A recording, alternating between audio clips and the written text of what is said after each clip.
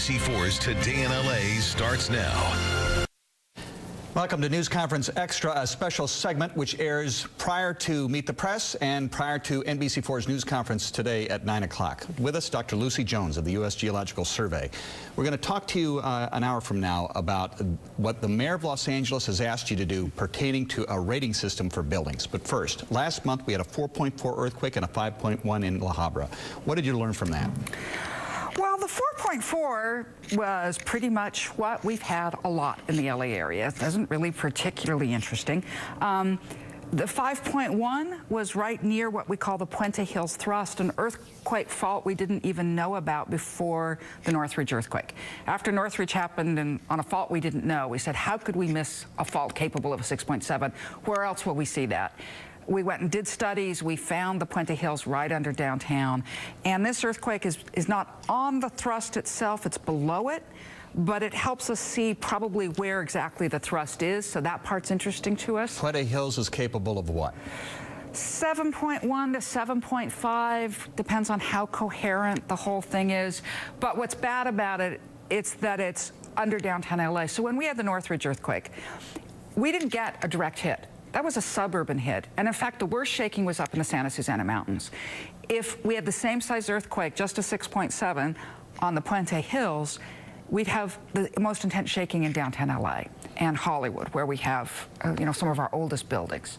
So it would be much, much more devastating on this fault. So it's a pretty scary one.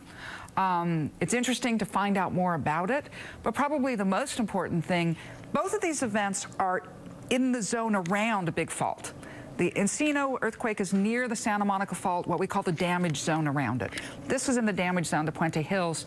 It's a reminder to all of Los Angeles that you cannot get away from earthquakes if you live in LA.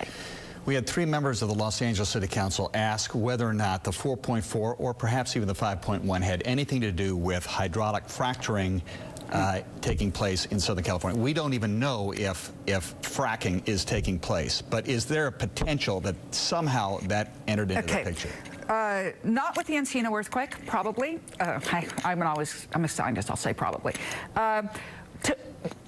Fracking activities do cause earthquakes. Not the fracking itself, because that's happening in the near surface.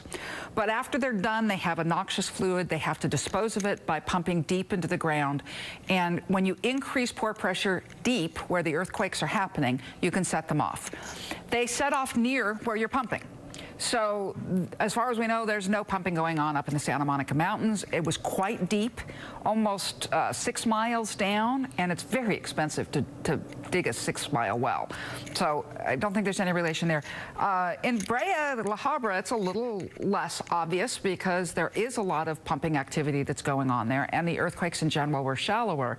So you can't be certain, but we have these earthquakes all the time anyway. That's what people need to remember. You don't need to invoke pumping to have an earthquake in LA. And LA has been pumping oil for a long, long time. There was a time where, if you old pictures, it was oil rigs from downtown all the way to the west side. LA is here because of oil pumping, and we were pumping oil long before we were measuring the earthquakes. So our usual way of seeing whether something is induced is to see whether the pumping activity changes the rate. We don't have a rate before it. People talk about the Puente Hills fault and a fault downtown Los Angeles, and they see the skyscrapers going up. And then there's the Millennium Hollywood project, big debate over that. What is your take on whether people should be concerned? They should be concerned, but we should be concerned everywhere.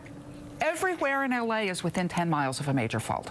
You cannot live in Los Angeles and not be near a big fault and therefore the capacity for really strong shaking. So we all have to be ready for the strong shaking. Being more near, being within a mile, it just doesn't make that much difference because we don't know which one of these is going to be the one that goes in our lifetime. Being in the fault zone, yeah, we shouldn't be building there because then you have the fault literally ripping the building apart. Let's take the project in Hollywood. If it's on the fault zone, you have to back off just 90 feet and you're okay. And that's fine. I mean, I think it's 50 yards, but I'm not sure exactly how far it is.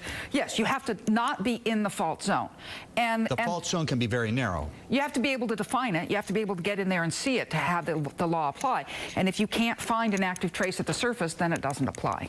Dr. Lucy Jones will carry on this conversation on NBC4's news conference at 9 o'clock. o'clock, where we'll talk about a potential rating system for buildings in Los Angeles. I'm Conan Nolan. We'll see you then.